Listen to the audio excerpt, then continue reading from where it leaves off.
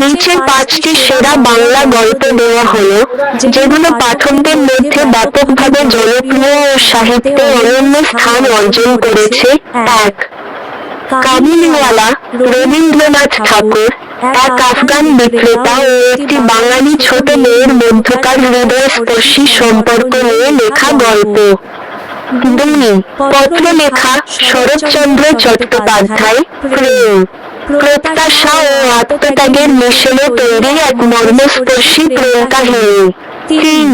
ছোট বকুলপুরার যাত্রা, সুনীল গঙ্গোপাধ্যায়। একদল তরুণের রোমাঞ্চকর ভ্রমণ ও বিভিন্ন অভিজ্ঞতার কাহিনী। 4. রস সেলিনা হোসেন, যুদ্ধ, মানবতা ও আত্মপরিচয়ের দ্বন্দ্ব নিয়ে নির্মিত এক গভীর রাজনৈতিক গল্প। 5. আত্মজা ও একটি করণী গাছ, আখতারুজ্জামান ইলিয়াস।